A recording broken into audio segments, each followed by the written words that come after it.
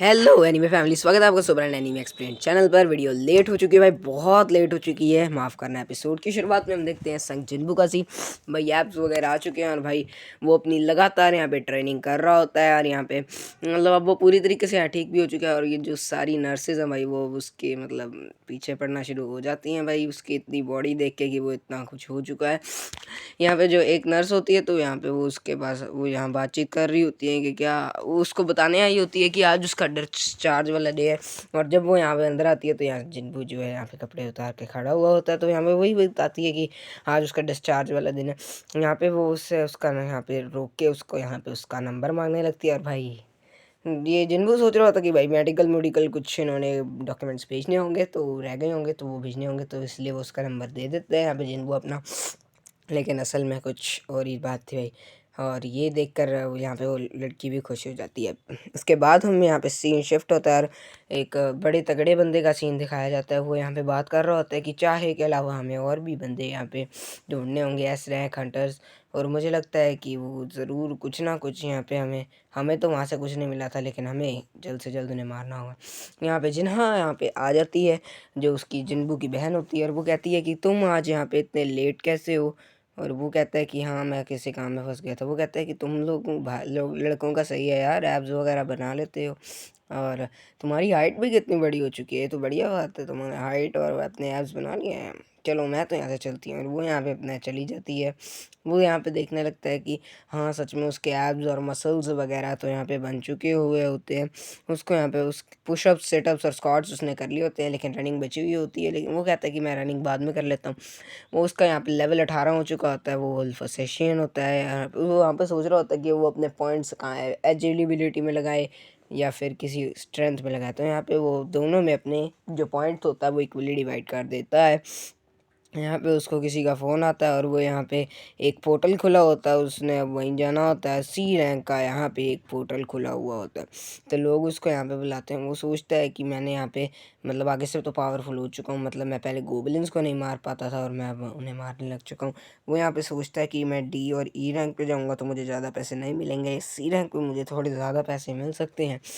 यहाँ पे हम देखते हैं कि वो यही बातें सोच रहा होता है लगातार। और यहाँ पे वो कुछ किताबें पढ़, यहाँ पे कुछ आ रहा होता है, सीडीज़ वगैरह, और यहाँ पे मैगजीन्स आ रही होती है। वो यहाँ पुशअप्स वगैरह लगाता है और यहाँ पे अब वो उस जगह के लिए चला जाता है। और यहाँ पे हम सीन शिफ्ट होता है, बिल्डिंग्स का सीन दिखाया जाता है। और ये बिल्डिंग्स हम उन्हें चीज़ों से बनी हुई होती हैं। और हम देखते हैं कि फिर से सीन शिफ्ट होता है, हम देखते हैं कि उसने अपनी रनिंग यहाँ पे अब कर ली होती है और यहाँ पे अपना रनिंग भी कर लेती है। और वो यहाँ पे एक नए गैंग में आया हुआ होता है। यहाँ पे यहाँ के लीडर का नाम होता है हियोन टोंग सुक।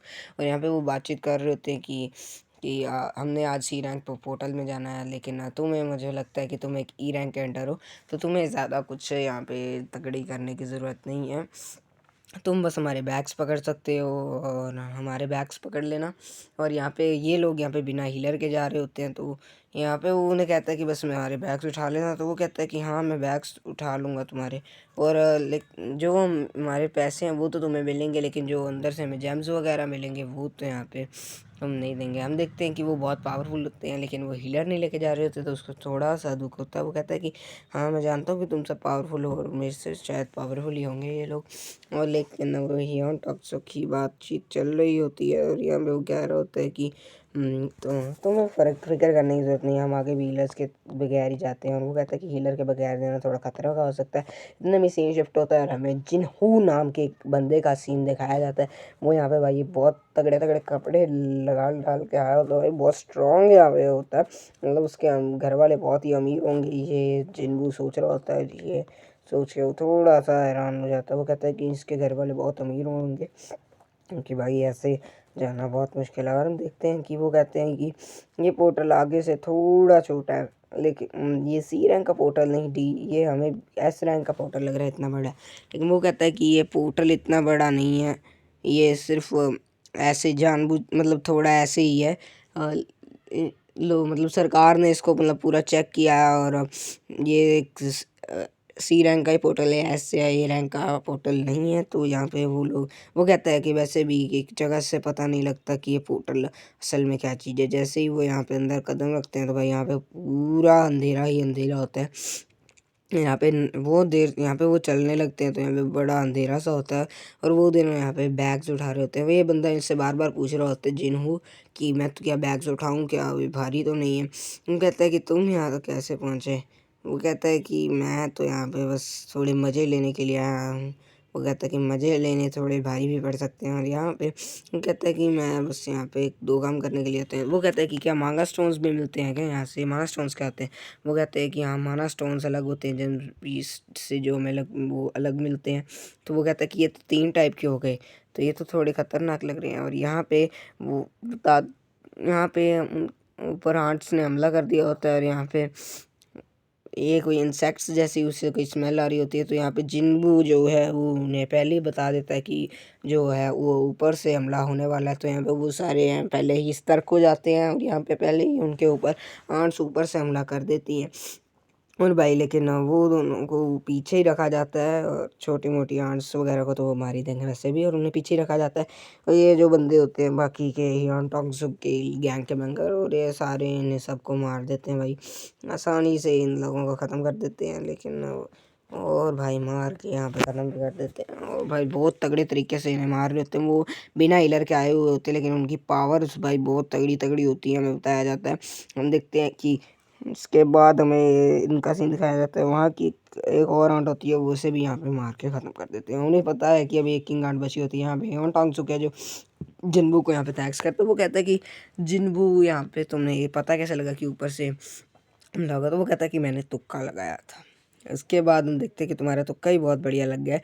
यहाँ पे हम देखते हैं कि आगे और कीड़ियाँ यहाँ पे जो है आंट्स जो है मरी पड़ी होती हैं, तो उन्हें पता लग जाता है कि अंदर कुछ और भी होने वाला है। तो वो कहता है कि यहाँ पे यहाँ पे हमें एक अलग सीन जिम का सीन दिखाया जाता है। और यहाँ पे जो जिम में जा रहे होते हैं यहाँ पे भूकंप सा आने लगता है। तो एक बंदा पूछता है कि भाई ये क्या अलग चीज़ हो गई क्या यहाँ पे, क्या जिम का। हम देखते हैं कि एक बंदा जो कि है उसी का सीन दिखाया जाता है, वो यहाँ पे जिम यहाँ पे कर रहा था, सोच रहा था भाई बहुत तगड़ी बॉडी होती है भाई उसकी and he is powerful bro. And scene shift होता है भाई, वो बहुत देर से चले जा रहे होते हैं लेकिन यहाँ पे उन्हें कुछ नहीं दिखता। यहाँ पे रास्ते कुछ एक आध होता है कि यहाँ पे वो देखते हैं कि यहाँ पे तो कोई भी नहीं आया पहले, और यहाँ पे वो अंदर जाने लगते हैं। जिन्बू को लगता है कि यहाँ पे कुछ ना कुछ तो है यहाँ पे भाई। वो सारे इकट्ठे हो जाते हैं और यहाँ पे अब अंदर की तरफ जाने वाले होते हैं। वो कहते हैं कि यहाँ का बीस्ट इतना पावरफुल नहीं रहा होगा। वो यहाँ पे और भी भाई एंट्स लगातार मरी पड़ी हुई होती हैं, यहाँ पे लगातार चलते जा रहे होते भाई। वो थक जाता है और ये मिनट बाद पूछ रहा होता है कि क्या हम अंदर जाएं।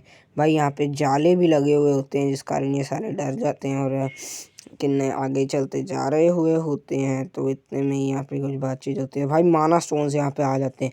ये सुनकर वो हैरान हो जाता है। कॉन्ट्रैक्ट में लिखा होता है कि उन्हें जो उनको जैम 20 को मार के इतना कुछ मिलेगा वो नहीं मिलेगा। तो यहाँ पे वो कहता है कि क्या जेम 20 को मार के नहीं मिलेगा, लेकिन क्या माना स्टोन्स का तो हमें 8-9 हिस्सा कर सकते हैं ना। वो यहाँ पे सोचने लगता है कि रैंक इन इसके ऊपर वैसे भी जिन्बू को गड़बड़ लग रही होती है। वो कहते हैं कि हाँ हम कर तो देंगे, हाँ वैसे भी हमें कुछ अपनी टीम से बात करनी है। हम देखते हैं कि यहाँ पे एक बॉस होता है, तो वो यहाँ पे फ़िलहाल बैठा हुआ होता है और वो यहाँ पे शांति से मतलब सो रहा होता है। तो अभी इन्हें डरने की यहाँ पे ज़रूरत नहीं है। तो ये वो बात करता है और भाई ये इन्हें लगा नहीं था कि यहाँ पे माला माल हो जाएंगे। ये बात वो जिन्हू करता है, मतलब जिन्नू भाई अच्छा बंदा है। लेकिन वो यहाँ पे बातचीत करने के लिए जैसे ही बाहर जाते हैं वो गेट बंद कर देते हैं। अब सन जिन्बू को पता लग जाता है कि ये वैसे भी ये 5 बंदे क्यों हैं, ये तो सी रैंक है और ये इसके अंदर कम से कम 8 बंदे तो वैसे ही होने चाहिए, मतलब ये एक नकली है। और भाई यहाँ पे अब वो जो अपना हियॉन टॉक्सुक है वो अपना असली रूप दिखा देता है और यहाँ पे एक बहुत बड़ा एक्सप्लोजन कर देते हैं जिस कारण वो आंट भी उठ जाए। और ये ऐसे लोग वैसे भी सन जिन्बू को उसने बताया था अपने एक और बंदे ने जिस जो अब रिटायर हो चुका है, इसके नाम भूल गया भाई मैं। उसने बताया था कि वैसे ये दुनिया बहुत बड़ी है और बहुत गंदी भी है, ये हंटर्स की दुनिया है और इसके अंदर कई लोग ऐसे भी हैं जो लोगों का फ़ायदा उठा के और कमज़ोर बंदों को पीछे छोड़ जाते हैं। और भाई ऐसा ही होता है। और यहाँ पे वो माना स्टोन्स पे मुक्के मारने लगता है। वो कहता है कि अब तो हम ही ले रह गए हैं। अब वो जिन्बू को कहता है कि मैं तुम्हें बचाऊंगा। जिन्नू कहता है कि कोई बात नहीं। इतने में ही जो आंट है यहाँ पे वो बाहर आनी शुरू हो जाती है भाई। वो भी बहुत खतरनाक आंट होती है। तो जब वो जिन्बू यहाँ पे मन में सोचने लगता है कि ये आंट उस गोड के सामने तो बिल्कुल भी नहीं टिक पाएगी, बिल्कुल भी नहीं। मैं क्या सोच रहा हूँ यहाँ पे। वो जब उसके आगे आता है तो वो कहता है कि मैं तुम्हें बचाऊंगा जिन्बू को, वो कहता है। लेकिन जिन्बू उसके आगे आया था, वो कहता है कि तुम्हें ऐसे ही चीज़ किसी को नहीं कहनी है। और भाई यहाँ पे वो अपनी भाई पावर लगा के वो अपनी जो पूरी तरीके से वो आंट है वो यहाँ बाहर आने वाली होती है। और भाई वो थोड़ी अलग सी लग रही थी, सी रंग की है वो।